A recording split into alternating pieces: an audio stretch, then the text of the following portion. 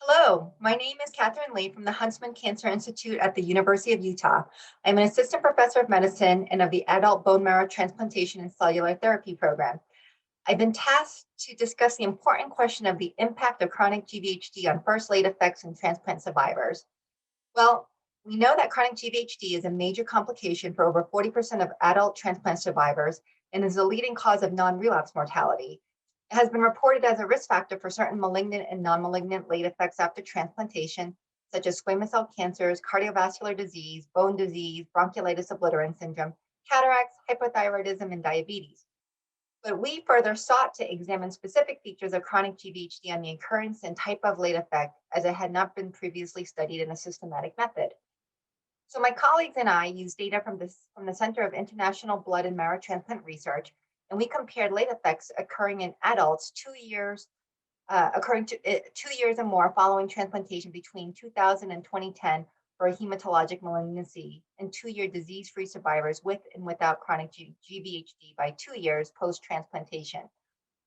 In the adult population, we found that for first any late effect, whether it was a malignant or non-malignant late effect, the 10-year cumulative incidence in the chronic GvHD group was nearly 2 times increased compared to the no chronic GvHD group. For first subsequent neoplasm, the 10-year cumulative incidence in the chronic GvHD group was 15% compared to 9% in the no chronic GvHD group.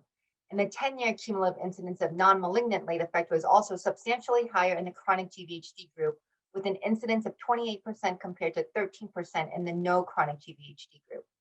Furthermore, multivariable analysis showed that overall, chronic GvHD was independently associated with a 2 times higher risk for first any late effect, subsequent neoplasm, and non-malignant late effect. Chronic GvHD factors conferring the highest risk for subsequent neoplasm included having extensive grade GvHD, severe chronic GvHD type, progressive onset, a platelet count of either 100,000 or more or less than 100,000, mucocutaneous and visceral organ involvement, and treatment duration with systemic immunosuppression for more than 12 months.